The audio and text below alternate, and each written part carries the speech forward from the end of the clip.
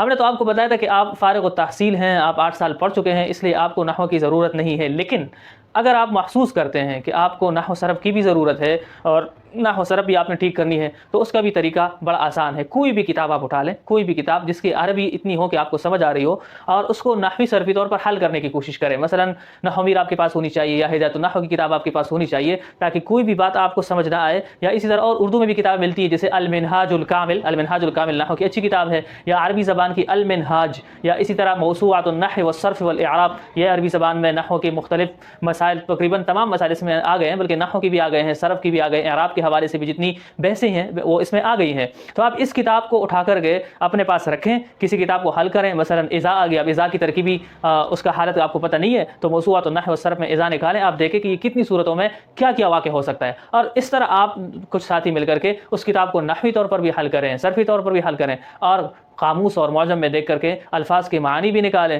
تو اس کے ساتھ آپ کی عربی زبان کا مطالعے کا سلسلہ بھی شروع ہو جائے گا، اور تکلم بھی آپ کا ٹھیک ہو جائے گا، اور سننا بھی آپ کے لیے آسان ہوگا، سمجھنا بھی آپ کے لیے آسان ہوگا۔ تو ظاہر ہے ہر چیز شروع میں تھوڑی مشکل لگتی ہے، تو آپ ہمت نہ ہاریں اور لازمی عربی زبان کو سیکھیں، اس لیے کہ خاص کر ہمارے مدارس میں جو آنے والے دن ہیں، یا جو ابھی ہم جی رہے ہیں، تو یہ عربی زبان کا دور ہے، اور آنے والے وقت میں تمام مدارس انشاءاللہ عربی مدارس، جس طرح اب ہے وفاق المدارس العربیہ ہے یا مجموع العلوم ہے، تو جتنے بھی ہیں مختلف یہ تمام ادارے یہ عربی زبان میں انشاءاللہ ہو جائیں گے۔ تو آپ اس وقت کے لیے ابھی سے تیاری کیجئے۔ امید ہے کہ یہ باتیں آپ کو سمجھ آ گئی ہوں گی، اور انشاءاللہ ان مشوروں پر عمل کر کے آپ عربی زبان سیکھ جائیں گے۔ السلام علیکم ورحمۃ اللہ وبرکاتہ۔